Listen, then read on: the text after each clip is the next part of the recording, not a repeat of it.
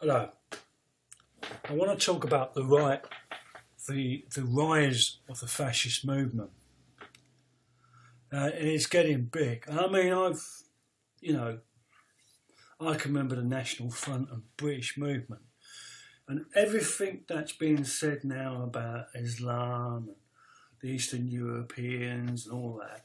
I've heard it before. I heard it about the West Indies people, and I heard it about the Indian, Pakistan, Bangladesh people. There's a brilliant program called the documentary, and I'd like to get hold of it one day again.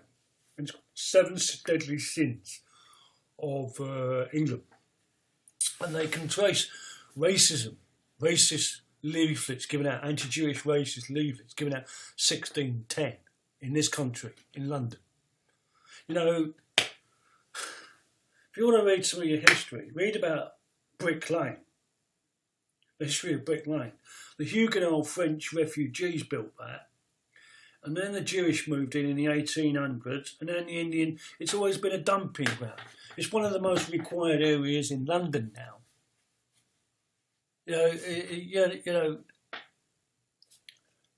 Refugees have been coming to this country for years, mate. And this country has exploited and used them, and I mean that they have. Slavery hasn't gone away, really. It isn't. And these groups, always, the black shirts and the Mosleys was in the 30s when there was mass unemployment.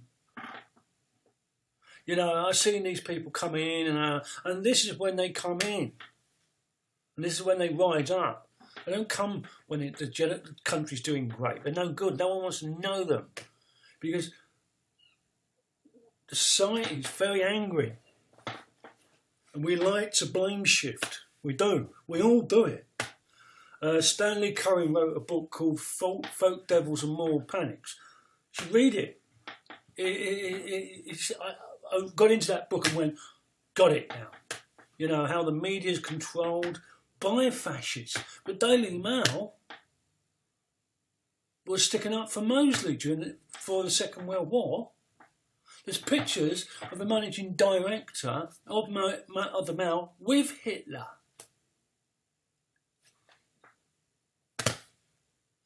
So we've had a problem with the far right lot for ages and ages and ages, and it's the same bloody record. It's the same thing. It's never ever changed. I've heard it since I was 14, 15. I grew up in Wickford and Essex. There was one West Indian kid at my school. My local corner shop was Ugandan Indian. I said to him one day, "Are you scared of this skinhead?" He said, "No, I'm Ugandan Indian, son." See, I was kicked out by Idi Amin, mate. I've seen things you wouldn't. When I left my house to get to the airport, I had to go through 6 checkpoints. I saw people being shot, raped, robbed, everything. When I came to Britain, I had the clothes I stood in. They took everything. They took car. Everything went. I came out back from the office, and there's my wife and family sitting outside and then looting my house. My brother was shot by and he said, "Well, I'm not scared of any skinhead going Zig Heil."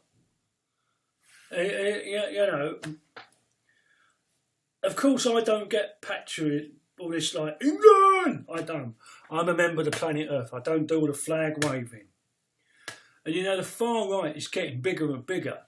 In Eastern Europe, in Warsaw, I think last year, 20,000 fascists marched in Warsaw. In Warsaw, in Poland. The Nazis gave them people hell. They didn't just kill the Jews, communists, socialists, gays, Jehovah's Witnesses. They gave Poland hell. They did atrocity after atrocity in Poland. Absolutely nearly genocide the whole country. But 20,000 fascists marched in Warsaw. They were met by 4,000.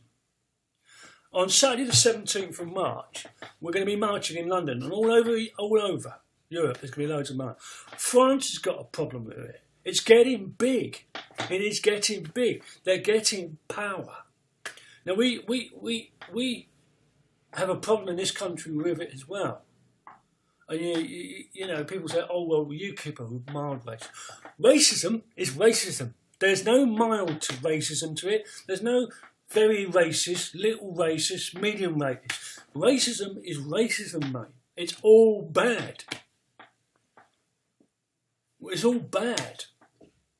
And we've got to start thinking and start realising, you know, start actually getting off our backside and doing stuff. Really, really, we've got something coming up in the next 24 hours, and we're gonna fight it. We're gonna stop this happening. And I don't want far right people talking in my town. I don't want far right groups having a say. In the local council elections, it won't be long and they'll be in there. EDL, Britain First, the Knights of whatever, the Temple, you know, Judean Popular Front, sorry, Splat. You know, they're all coming in. You know, people, I've got friends who've gone on these sites, yeah. You know, in the 1980s, a bunch of psychologists sat a Catholic 14, 15-year-old Irish boy down and went, "Why do you hate the British and the Protestants?" And he went through religion, he went through history, he went through all the something. No. Why do you? And he sat there and he couldn't answer. They then took a 14, 15-year-old Protestant and said, "Why do you hate the Catholics?" And do you know what? Religion, history, the same spill. Once again, no. Why do you hate? You know, breeding. People don't wake up one day and go, "I'm a fascist now." It's breeding. I've had to deal with my own racism. Yeah, I've been through all that, mate. I went through all that. I grew up in a very predominantly white area. I've been to National Front meetings. I admit it, but I got the truth. I had the truth given to me, and I was like, "Well, no." So we've got to combat these people, and we've got to say no, because it's getting big, and it will come in this country. It's going to get big in this country, and it is big. It's getting huge. The BNP are getting bigger, and the EDL are starting to come back. Britain First and UKIP and all these parties. You know, you'll find people in UKIP have got links to all the others. And, you know, we've got to start fighting back. I don't mean physically, unless we have to come to that. I mean putting it together, educating our people. I put on the other day on my Facebook, if you've got a problem with Muslims, love them more. Yeah, that's what it is. Hate just doesn't do anything good. And I'm telling you that now.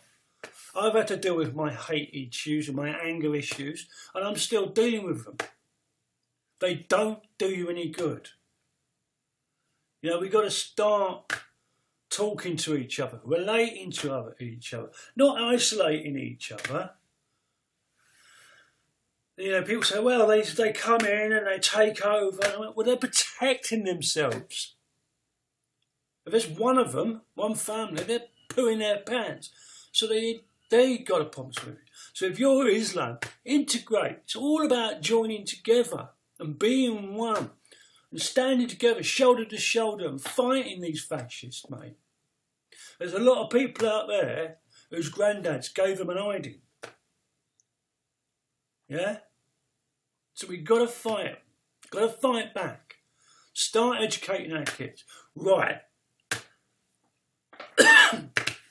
Ryaz can't eat pork because of this. You know, things stupid. Just educate our children.